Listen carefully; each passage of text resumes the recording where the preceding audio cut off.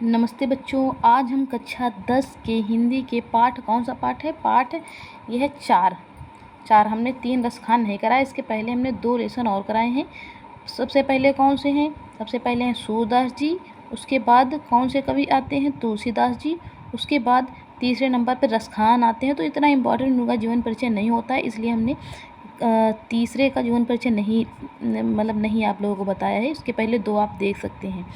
तो आप देख सकते हैं कि ये बहुत ही हमने कम शब्दों में लिखा है और ये इनकी रचना लिखी है। तो अब हम ऐसे पढ़ते हैं।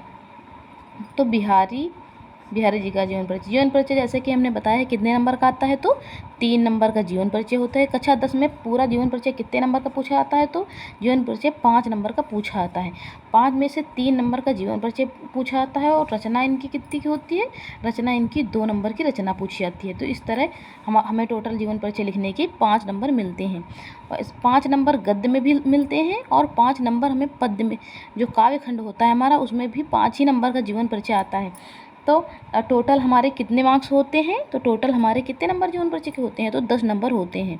तो आइए हम बिहारी जी का जीवन परिचय पढ़ते हैं। जीवन परिचय।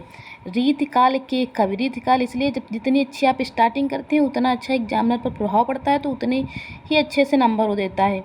जीवन परिचय में हम इम्पॉर्टेंट क्या है? सन कभी नहीं भूलेंगे, सन को याद ही रखना है, और इनका जन्म स्थान कहाँ पे हुआ, इनके पिता का क्या नाम था, यही सब जीवन परिचय में पढ़ना होता है। तो पढ़ते हैं जीवन परिचय। रीतिकाल के कवि बिहारी जी का जन्म सन किस सन में हुआ? 1603 ईस्वी में। ब्लैक पेन से लिखा है, आप भी इसे ब्लैक पेन से लिख के अंडरलाइन कर सकते हैं। ईस्वी के लगभग। कहाँ पे हुआ? ग्वालियर के निकट बसुआ गोविंदपुर ग्राम में हुआ था। कहाँ पे हुआ था? बसुआ गोविंदपुर ग्राम में हुआ था। आप हमारे साथ साथ याद भी करते जाइए। इनके पिता का नाम क्या था? इनके पिता का नाम केशव राय। तो केशव राय इनके पिता का नाम था। आप चाहे तो इसे अंडरलाइन कर सकते हैं। और ब्लैक पेन से हमने लिखा है, तो अगर ब्लैक पेन ब्लू पेन का यूज करते हैं तो देखने में जीवन परिचय और भी अच्छा लगता है। तो इनके पिता का क्या नाम था? केशव राय। उसके बाद इनकी युवावस्था, जो इनकी युवावस्था थी, इनकी ससुराल कहाँ पे थी? मथुरा में बीती। इनकी जो युवावस्था थी, इनकी ससुराल मथुरा में बीती। ये मुगल बादशाह शाहजहाँ जानते होंगे आप सब लोग। ताजमहल किसने बनवाया है? तो शाहजहाँ ने बनवाया है। तो ये मुगल बादशाह के बुलाने पर यह आगरा आए। ये मुगल बादशाह जो शाहजहाँ थे, उनके बुलाने पर कहाँ आए? आगरा आए। उसके बाद राजा जयसिंह के दरबारी कवि बन गए। ये राजा जयसिंह के दरबारी कवि बन गए। पत्नी की मृत्यु के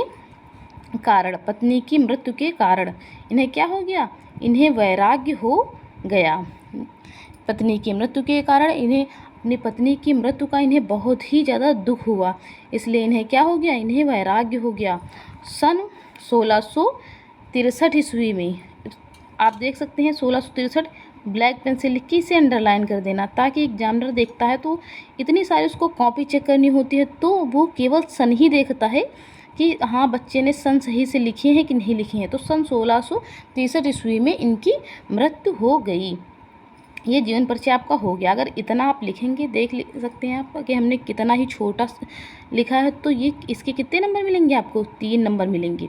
और 2 नंबर की रचना होती है। तो बिहारी जी की क्या है? बिहारी जी की मात्र एक ही रचना है, बिहारी सतसई। तो इनकी रचना क्या है? रचना इनकी एक ही है, बिहारी सतसई। आप इसे याद कर लेना। आप तो ठीक है, अब फिर अगले वीडियो में मिलते हैं। तब तक के लिए अपना ध्यान रखिए।